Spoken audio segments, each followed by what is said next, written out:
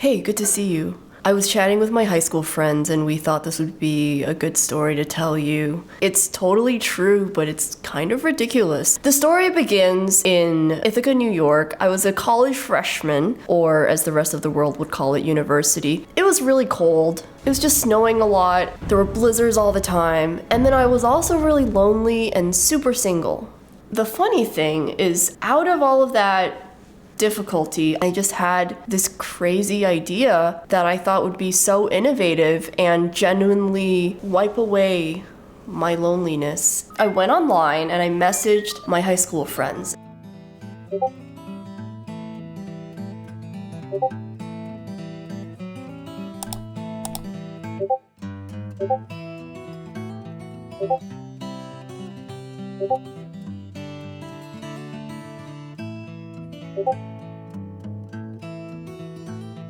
What is a marriage bracket, you may ask?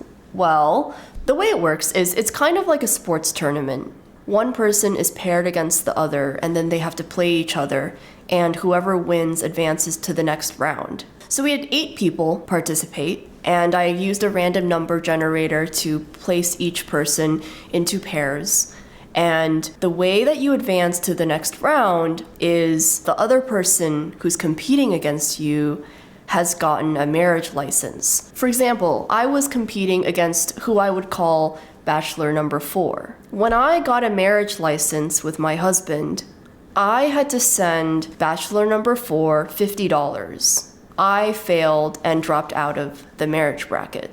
One of my friends, she was competing against bachelor number 1. She just recently gave bachelor number 1 $50, and bachelor number 1 has also advanced to the next round. As the tournament progresses, it started 14 years ago. Oh my god, 15 years ago.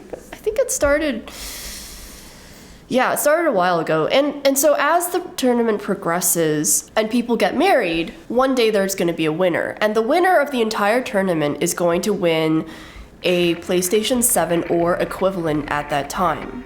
And everyone who has lost the tournament will pitch in and pay for a fraction of that gaming console.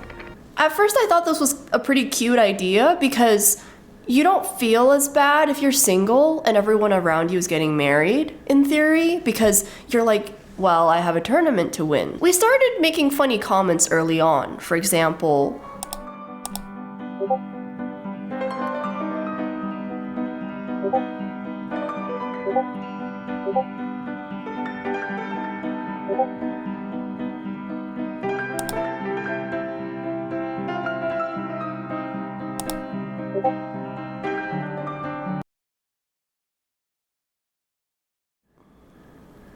wait a second, if everyone is so dedicated to winning this tournament, then the last person who wins is just going to be the last person who's alive. As of today, it's January 2025. 5 of the people out of the 8 original people have not gone on a date.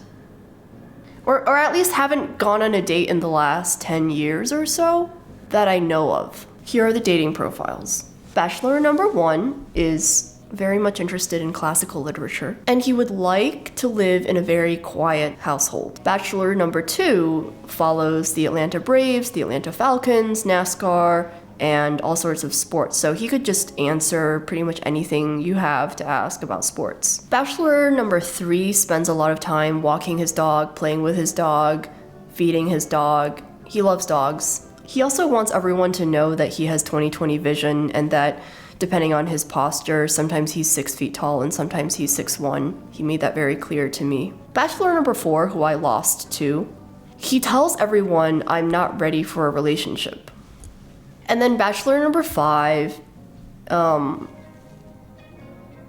is very good with Photoshop.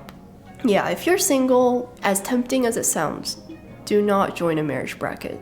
Because if you are at all competitive, or if your friends are competitive, I know it's tempting because I just said that it cures your loneliness and it significantly helps. But don't do it. It could go on for more than 15 years, apparently. I would love to hear your advice about how my friends can meet new people. Comment anything that you want to say. And the last thing I will show you is this hat. So this is the mascot of our friend group, and every Christmas we have a white elephant, and whoever won this hat the previous year has to bring it as one of their gifts and wrap it and disguise it in wrapping paper and boxes and all that. I would recommend that you read it. It's really great poetry. It's probably one of the best literary works that I've ever seen, so I highly recommend just taking a couple seconds and going through it if you can. Thank you for watching and listening to my very unique story, and I will talk to you soon. Bye.